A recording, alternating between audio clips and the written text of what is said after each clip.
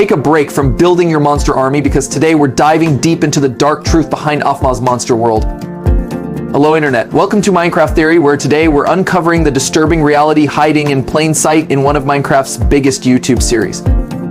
You know that feeling when you're just living your best life, building castles, fighting dragons, and then suddenly, bam, you turn into a monster? Well, that's exactly what happens in Aphmau's latest adventure. But what if I told you there's something much darker going on here? What if these monsters aren't just random creatures, but something far more sinister? Let's start with what we see in the video. Our happy hero is going about their day when suddenly chaos. They're screaming, running, and a big scary dragon appears, but here's where things get weird. Instead of dying, our hero turns into an egg. Yes, you heard that right, an egg. And not just any egg, a monster egg. Now, you might be thinking, but MapPath from the Multiverse is just a fun Minecraft video. Dragons turn things into eggs all the time. But hold on to your pixelated pickaxes because this is where things get interesting. When our hero hatches from this egg, they don't just become any old monster, they become a sentient, thinking, talking monster. And here's the kicker, they keep all their human memories and personality. Isn't that a little strange? In most monster stories, when something becomes a monster, they lose their mind, become wild, start craving brains, standard monster stuff. But not here. No. Our newly hatched monster friend is just as aware as ever. They can think, they can talk, they can even make sarcastic comments about the situation. That's not very monster-like behavior, is it? But wait, it gets better. Let's look at what happens next. Our monster friend encounters other monsters, and guess what? They're not mindless creatures either. These monsters can build houses, and not just any houses. They build a perfectly decorated house with a throne room. They even color coordinate with purple to match the Enderman theme. Since when do monsters care about interior design? And speaking of that throne room, why would monsters need a throne? Thrones are a human concept, a symbol of leadership and power. Why would random monsters understand and replicate human power structures unless they're not really monsters at all? Let's look at another peculiar detail, the pit. Our monster friends built a pit specifically for evil humans. Now, why would monsters make a distinction between good and evil humans? Most monsters in games just see humans as food or enemies. But these monsters have a moral compass. They can judge character. They understand complex human concepts like good and evil. And then there's the transformation itself. When our hero finds a crown, something incredible happens. They gain the power to command other monsters. But more importantly, they gain the power to transform others. We see this when they turn a dragon egg into a monster egg. Now, let's pause for a second and think about this. We have monsters that retain human intelligence, monsters that understand human concepts, monsters that can build human-like structures, a mysterious power that can transform others into monsters. Are you starting to see the pattern? Because I sure am. But before we dive deeper into what this all means, we need to look at one more crucial piece of evidence. Remember that human who showed up wanting to be a hero? The one who wanted to slay the monster and get a castle? Pay attention to how our monster hero responds. They don't react with mindless anger or try to eat him. Instead, they say something very specific. Even the mobs before were nicer than you. They don't think about that statement. They're not just comparing monsters to humans, they're making a moral judgment. They're suggesting that these monsters have better character than some humans. Almost as if, well, we'll get to that in the next segment. But first, we need to talk about voice commands. Did you notice how our monster hero can control others with just their voice? Almost like they have some sort of special connection to these other monsters. Almost like they understand each other on a deeper level than just monster and monster queen. And speaking of leadership, why do these monsters automatically accept our hero as their leader? There's no fight for dominance, no challenge to prove their worth. They just know. They build them a throne, they follow their commands, they act like loyal subjects, or maybe like something else entirely. The evidence is starting to pile up, and boy, oh boy, do I have a theory about what's really going on here. But before we can get to that, we need to look at some more clues, because this rabbit hole, it goes way deeper than anyone realized. But wait, it gets even more interesting. Remember how our monster friend went back to visit their old human village? Let's break down what happened there, because boy, oh boy, does it reveal some juicy details about what's really going on in this world. First, we see pillagers attacking the village. Now, in normal Minecraft, pillagers are just bad guys who want to raid villages. Simple stuff, right? But look at how our monster hero reacts. They don't think, yay, fellow monsters attacking humans. No, their first thought is, oh no, they need my help. That's a pretty human reaction for a supposed monster, don't you think? But here's where things get really spicy. When they try to help, their old friend Zane doesn't see a friend coming to save them. Instead, he sees a monster. And what does he say? So what? You're a monster now. You hate humans?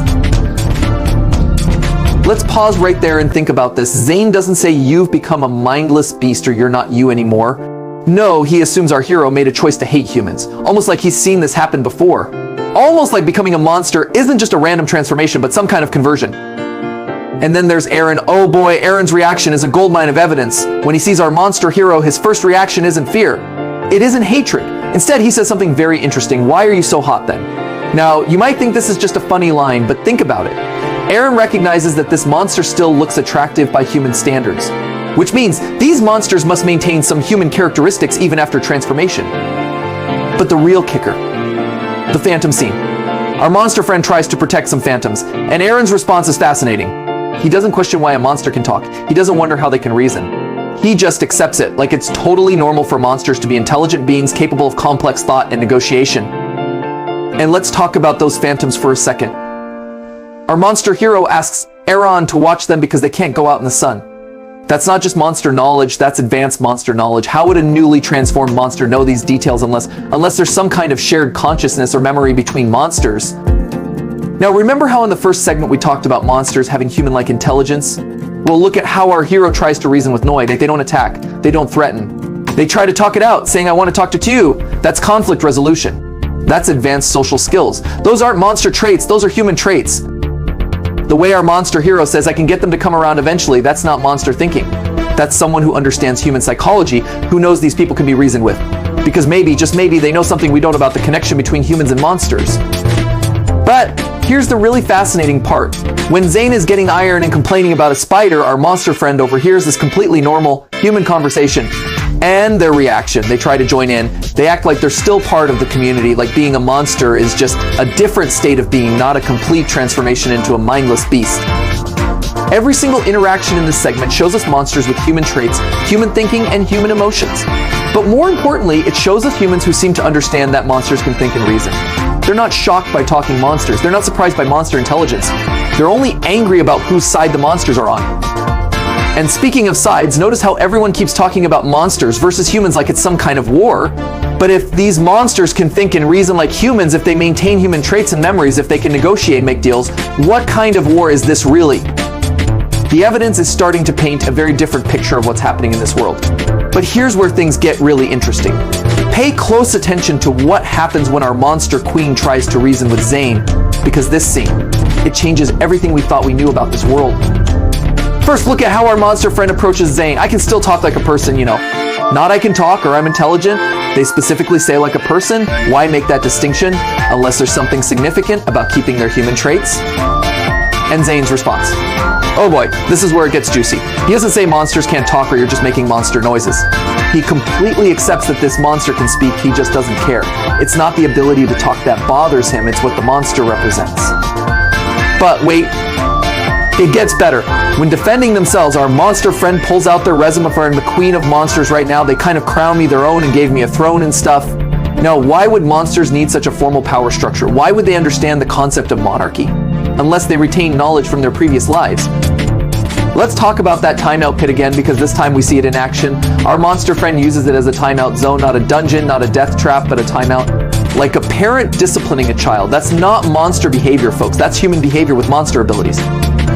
And then there's the whole human-only town declaration. Think about this for a second. They don't say normal town or safe town. They specifically say human-only, which implies they recognize monsters as a distinct group that could potentially be part of their society. It's not about monsters being dangerous. It's about monsters being different.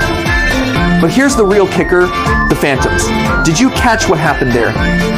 Our monster friend leaves these baby phantoms with Eren. And what does Eren say? They're super cute, especially when they're this little.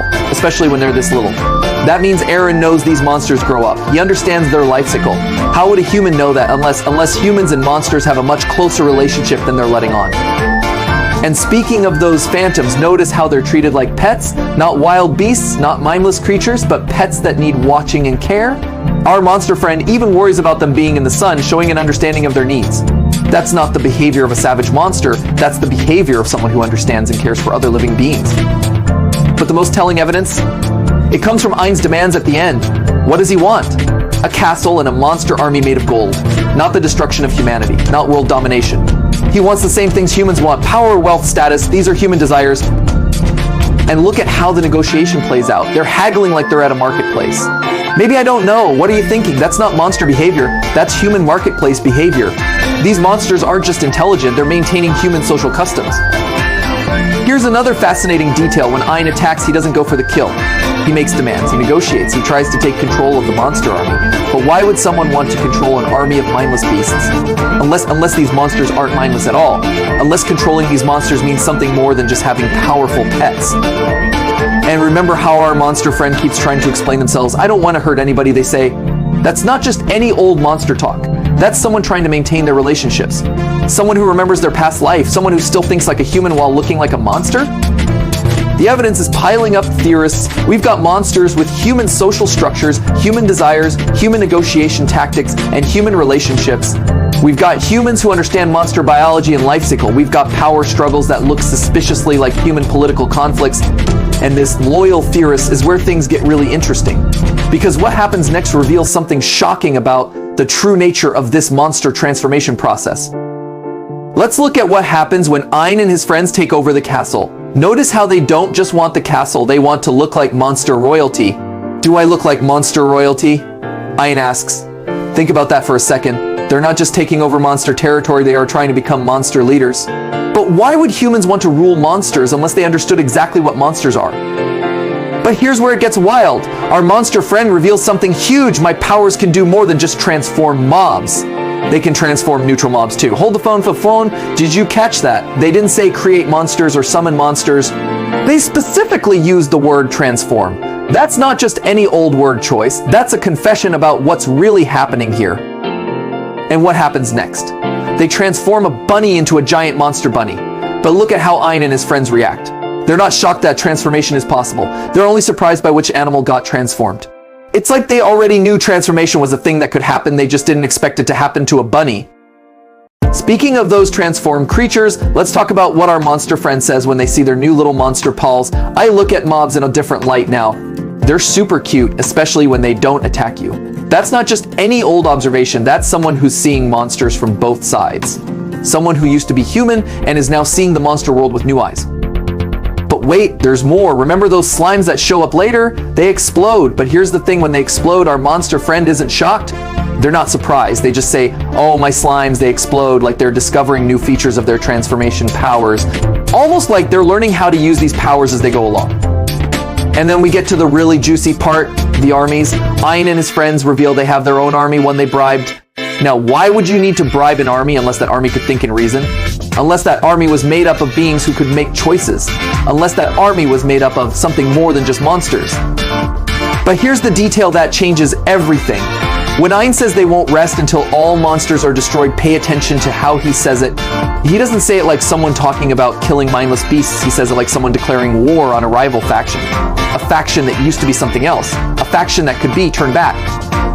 Look at how our monster friend reacts to all this. They don't just fight, they try to protect their monster subjects. They worry about them. They care about them. Almost like they know something about these monsters that we don't.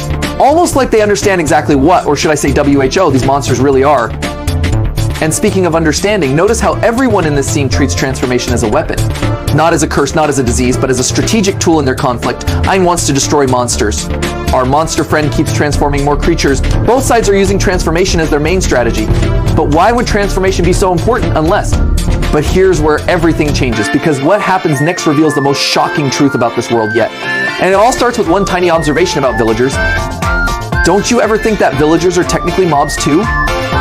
Boom! Did you catch that? Our monster friend just dropped the biggest bombshell of this entire story. They're not just saying villagers are like mobs, they're saying villagers are mobs. And what happens next? They transform those villagers into monsters, just like that. No special preparation, no magical items needed, just straight up transformation. But here's the really crazy part. Nobody seems surprised by this. The villagers don't say, how is this possible? They don't question how they're being transformed. They only react to being transformed. Almost like they already knew this could happen. And look at what happens during the chase scene with Zane. When they catch him, what's the first thing they do? Make a deal. Not fight, not run away, not try to break the transformation, they negotiate. Like this is all just part of their normal world. Like transformation is just another thing that happens in their society. But wait, it gets even better. Pay attention to what Zane reveals about their plans. He says they were going to attack for helping monsters like you. Not for being a monster, but for helping monsters. The distinction is huge. It's not about what someone is, it's about whose side they're on. And then there's Aaron, the one human who helps our monster friend. Notice how they specifically say Aaron is the only human who has helped me. Not Aaron is the only one who wasn't afraid of me, or Aaron is the only one who understood me. No, they specifically point out that he helped them. Like there's some kind of choice involved in all this. But the really mind-blowing evidence comes from the soldiers. Look at how our monster friend trains them. Nobody skipping leg day, they say. Why would monsters need to work out? Why would they need physical training? Unless they're not just mindless beasts. Unless there's something more. Something that needs to maintain their strength. Something that used to be something else. And then there's that moment when Zane says they're in perpetual torment. Think about those words for a second. He doesn't say he's in pain or that he's scared. He specifically uses the phrase perpetual torment. That's a pretty specific way to describe what's happening to him. Almost like he knows exactly what this transformation process feels like. Almost like he's seen it before. But here's the detail that really seals the deal. When the new monsters show up at the end, nobody asks what they are. They only ask where they came from. The existence of monsters isn't surprising to anyone anymore. It's just a question of which side made them.